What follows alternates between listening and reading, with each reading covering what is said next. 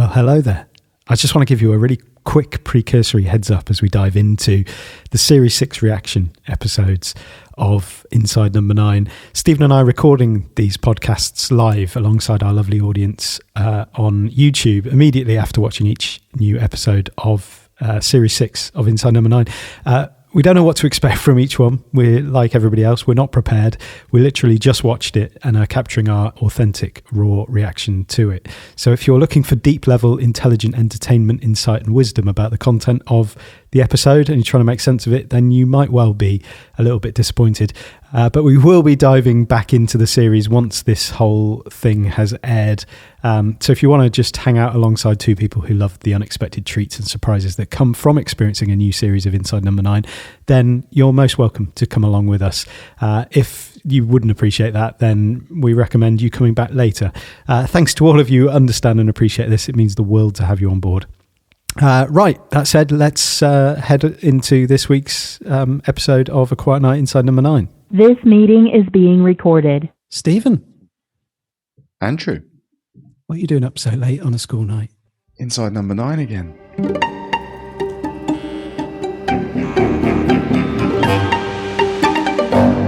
Lip Service was directed by Guillermo Morales, produced by Adam Tandy, written by Reece Shearsmith and Steve Pemberton. It first aired on Monday the 24th of May 2021, 37 minutes ago. So, yeah, welcome to this immediate reaction episode where we're just going to sort of share our immediate thoughts about what we've just seen, which was quite incredible. Yeah, it was. This was it could have gone many different ways. And I think that was the point, that you were kind of pulled in various different possible directions. Yeah. Yeah. I did not see that coming. I did not, no. No. No. But then I thought that about various things as it kind of twisted its way through. It was like twisting all over the shop. Mm-hmm. Yeah, where you thought you had a handle on it. You thought you had a handle on what she was, and then suddenly that changed. And then suddenly it wasn't. Yeah. That at all. I've got like vigilante justice, public justice, like the paedophile hunter type people. Yeah, no. And then that kind of old worldy, reverse Basil Fawlty kind of... Yeah, that's what it was. Yeah. Adolf Hitler character. Who was a complete red herring, really. Yeah. Because was he anything... I don't think he was anything important. Not that I'm kind of aware of on first viewing. Actually, he could have ended up being his saviour if he'd turned up at the right time. It was just the fact that she knew his name. I guess they had checked out that hotel and they knew what they were doing with that hotel. They needed an airtight plan to do what they did. Yeah. Which appeared to be some sort of government-backed assassination of Dmitry Novak, who anyone know exactly what he was about to unleash upon the world that was really not what the government wanted. Yeah. But yeah, I thought the German hotelier was amazing. It's just a perfect little device to just pop in every so often and kind of bring a bit of comic relief and some amazing references. They also felt like there was some throwbacks to older episodes in this. Yeah. Hiding in the wardrobe. The pullback of the shower curtain, like at the beginning of Sardines. Yeah. Nothing there. That's a really good point. And the shitting on a glass coffee shitting on a glass table. Yeah. Seance time is back. Yeah. Also, this episode didn't happen inside Number 9. No. Which I thought was really interesting, because I thought when the first shot of the door came up, I clocked there's no Number 9 there. And then it was the other stuff that was happening inside Number 9. They were watching what was going on inside Number 9. Mm. which was quite interesting. A bit of a flip reverse. Yeah, we spent the entire episode outside number 9. We did. Hotel room number 612 adds up to 9. The subreddit has 6 realised. plus 1, 2. Yeah, it does. Good maths. That's what I like about our audience. Intelligent. Joe's helping you out as well. So yeah. So the immediate setup is that he is still married. Still, he thinks he's in a happy marriage. Well, not he thinks he is in a marriage, and he thinks that he's trying to catch her cheating on him, completely unbeknown to her. And so he hires someone to come along and lip read and find out if that's exactly what's going on, because he's got access to her calendar, so he knows where she's going to be. Which again is a bit creepy when you find out that they're separated for 8 months. Yeah, and that's a bit worrying. Yeah, for their security. Yeah, it is.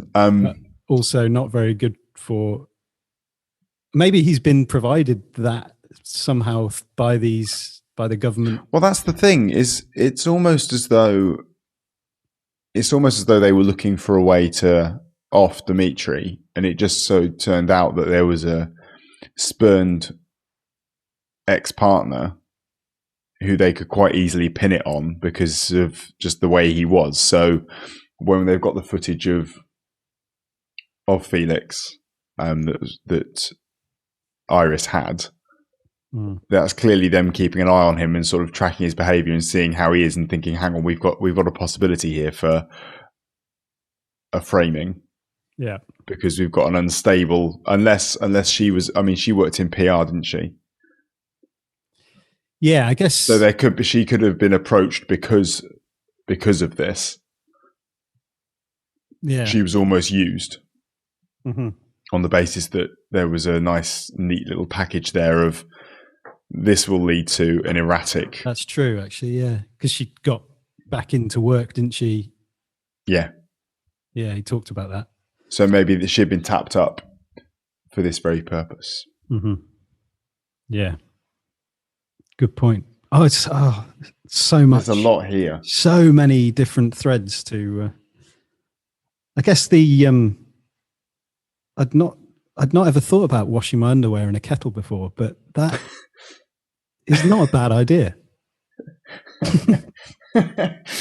Is it? I don't know. It just depends if it might shrink them. It's added. It's added something to. I've seen a video of someone making quite incredible looking meals only using stuff that's inside their hotel room. So managing to use the iron to cook on top of and stuff like that, and basically making gourmet food. Now, having seen that and being given an insight more into what people do with those appliances, I don't think that's a very good idea. Yeah, probably not. No. Don't. No. Leave it well alone. Reese's character was brilliant. The Lotus caramelized biscuit. Yeah, be specific. With the green boxes was just such a great. Couple of my favourite was the key of the skeleton for just such emergencies. Yeah, the key of the skeleton. You don't need any more coat hangers. Yeah, he was a brilliant. He was such a necessary character for hamming up the sinister German hotelier. Yeah, and just bringing a bit of comic. Like, I know there's elements of comedy from Iris, Felix and Iris, but yeah, her comedy feels a bit more sinister. I really enjoyed the phone call and her relaying all the lines, and also the number of things she was getting wrong suggests that she's not actually quite as proficient as she may have led us to believe. Yeah, deserve a penis. Happiness. I can't wait to see that scene again, because I think that was like a really good set piece of that whole setup with the lip reading and then the fact that he's on the phone to her. I guess it lets us in on the conversation because you're the stereotypical other end of the phone years ago would have been Yeah. that probably wouldn't have worked quite as well. Yeah. We had a Chekhov's hairdryer, We did, indeed. which did turn out to be a fake gun. That was a bleak looking hotel room, wasn't it? Very, very bleak. Yeah, it was interesting right at the beginning to see Steve pick up a pillow and scream into it after what we saw last week. Yes. And that, yeah, the grim sight of what was under the pillow that it just mashed his face into. I know. Yeah, he got a bit too intimate with that. Yeah. What was the magazine? Horny Brides. Horny something. What was it? Horny Brides. Yeah. Reese has really come into his own this series. He does seem to have, yeah. I don't know whether he just kind of decided to push himself into some very weird new characters. Mm-hmm. And actually, I mean, Scaramouche and Eric Muller have been pretty off-piste characters for him, haven't they? Yeah, I think he, like, the Muller character is where he kind of thrives. He's like, yeah, nice accent. And It's usually, isn't it usually Steve that takes the German? he does a lot of German. characters? Yeah, that's true, actually. Yeah. Reese has Yeah. been a bit left out. Hair Lip and Jorg, Jorg. Yeah, of course. the old favourite Jorg. Yeah, yeah. Yeah, I don't really know what to where to go with this. Like, I need to watch it again already. Yeah, Like, and again, and and again. I like the idea of dad chat, like Yeah. mum's net for sad dads. rather than competitive. Yeah. Oh, why was there the lens lens flare that was going on during some of the shots? What, off? So it was as though we were watching it through something. There was a few shots where, so when she was looking for her bag, when she stood up and was heading out to leave, there was more of it. There was some initial stuff when the two of them were talking about Eric potentially spying on them. It was like we got a big load of glare, and I can only assume it was deliberate, because otherwise you would have seen that in the cut and gone, what's happened here? Yeah, Lauren saw it. It was really weird. I didn't know what it was kind of saying, whether it was saying they were being watched. Yeah, maybe we were watching from behind the glass. Like, it seemed like an aesthetic choice rather than a... Right. Don't think I didn't notice it. You know, No. I'd like to know why the guy in the adjoining room, who was clearly the agent guy, was complaining about the noise coming from next door. Oh, yeah, that's a good point. It's a terrible idea. What are you doing? I get, is that... Unless it was the other side. Yeah, was that kind of, I don't know, establishing a kind of thing between Muller and Felix in terms of, like, I don't know, he set up maybe to think, well, yeah, he's some sort of weirdo he in the room. said he'd been drinking and all that sort of stuff. Yeah. So Yeah, that makes sense. Yeah.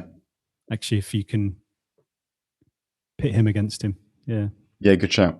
Yeah, that's true. It's also dummy with Chekhov's camera shot into the bathroom. The bathroom looked like it was going to be more of a big deal than it was, especially with the light switch, trying to switch the lights on into there and it turned the lamp on. That was behind him. Yeah.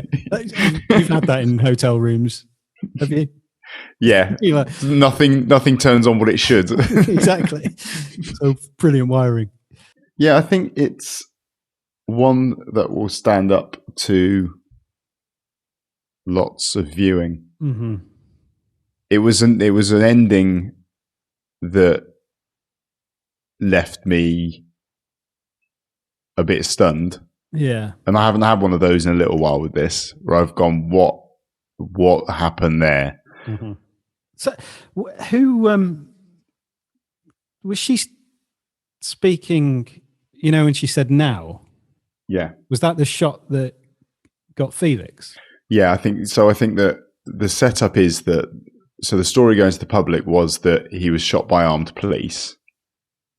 So it was set up that so at least from anyone looking outside, they will have seen him holding a gunshot through the head, supposedly by armed police. But I think she's working with other people who she was giving the signal to. Someone else over there, and then, yeah. When she spoke about the conspiracy theory, when the guy at the end was speaking about conspiracy theories and there being no truth in it, obviously there is a giant conspiracy theory here, because he wasn't actually shot by the police. He was shot by whoever it is that's trying to frame him for Dmitry being taken out. Yeah. And so I assume, she was just speaking to someone else who was part of that. We've got it in place. Dimitri's been shot. I've set him up so it looks like he's holding a gun. Go now. Yeah. Falling between the beds.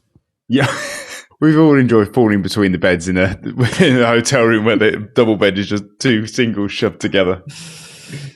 It was another double twister. Was it 2 twists, or was it There was more than that, I think. It was all pretty twisty. Yeah. Like I say, you thought it was going one way a few times. You thought you'd spotted what the twist was.